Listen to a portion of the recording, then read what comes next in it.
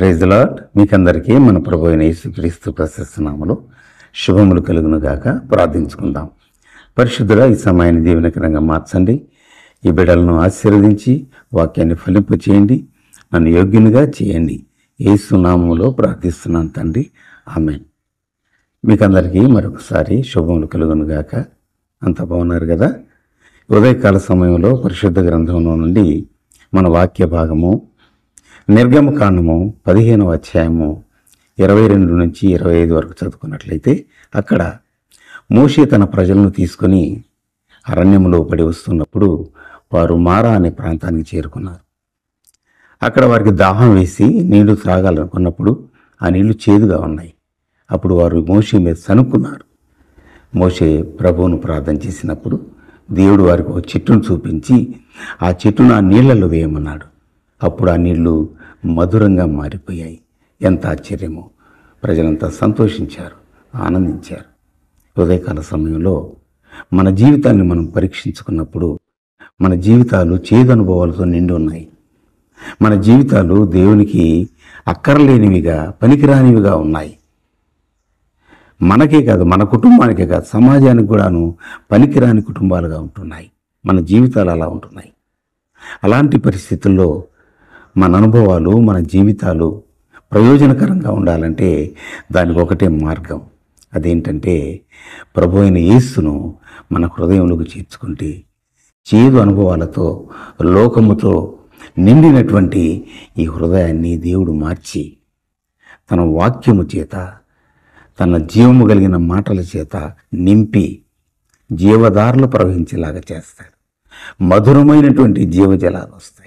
కొన్నిసార్లు మనము దేవుని సన్నిధిని కోల్పోతాం. మన సొంత జ్ఞానంతో దేవునికి దూరంగా జీవించాలనుకుంటాం. అలాంటి పరిస్థితుల్లో అనేకమైన కష్టాలను మనం తెచ్చుకుంటాం. యెహోవాను విడిచి వేరొకని ఆశ్రయించువానికి శ్రమలు విస్తరించును అని రాయబడింది కదా. నయోమి జీవితంలో ఇదే జరిగింది. ఆమె భర్త అయినటువంటి ఎలీమెలెకు తీసుకున్న ఒక నిర్ణయం వారిని నష్టాల్లోకి తీసుకెళ్ళిపోయింది. బెత్లెహేము ఆహారం ఉన్న ప్రదేశం, బెత్లెహేము ప్రభు సన్నిధి ఉన్న ప్రదేశం, బెత్లెహేము రొట్టెల గృహం. కొద్దిపాటి కరువుకి భయపడిపోయి నయోమి భర్త అయిన ఎలీమెలెకు మోయాబు దేశానికి ప్రయాణం వెళ్ళిపోయాడు. అక్కడ భరించలేని, పూడ్చలేని నష్టాన్ని చవిచూచాడు. అతను చనిపోవటం, అతని కుమారుడు చనిపోవటం, నయోమి ఒంటరిగా మిగలటము అక్కడ మనం చూస్తాం. కానీ దేవుడు కనికరించి ఆ యొక్క బెత్లెహేములో తన ప్రజలకు మరలా ఆహారం ఇవ్వటానికి నిర్ణయించుకున్నప్పుడు నయోమి మరలా బెత్లెహేముకు రావడానికి ప్రయాణమైంది.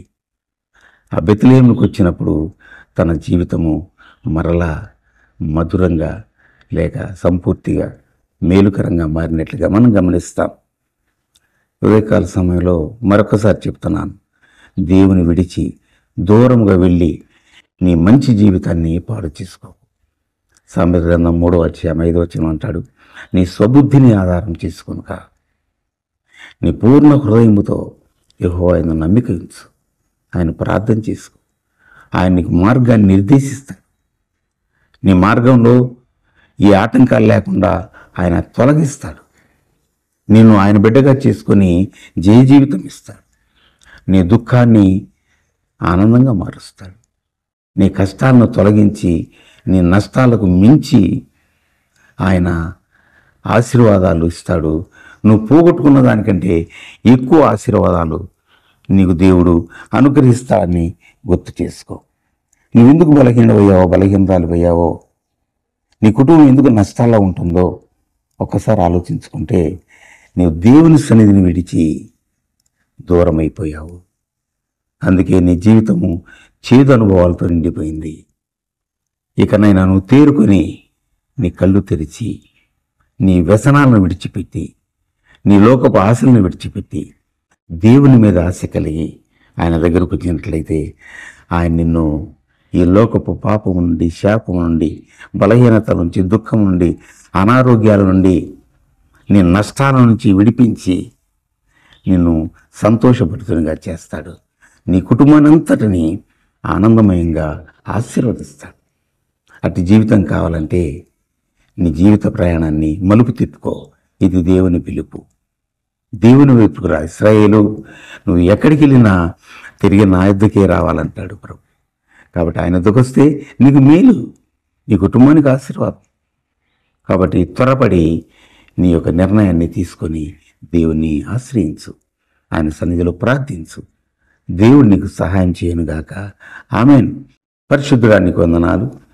ఈ బిడ్డలను దీవించి నీ బిడ్డలుగా అంగీకరించి గొప్ప కార్యం జరిగించి చేదు అనుభవం నుండి మధురమైన అనుభవాలకు ఈ బిడ్డలు నడిపించమని నీ చేతుల్లో ఈ బిడ్డలందరినీ పెట్టుకుంటూ నా ప్రార్థన ఆలకించిన యేసు నామంలో ఈ మనవులు అడిగి వేడుకున్నాను తండ్రి.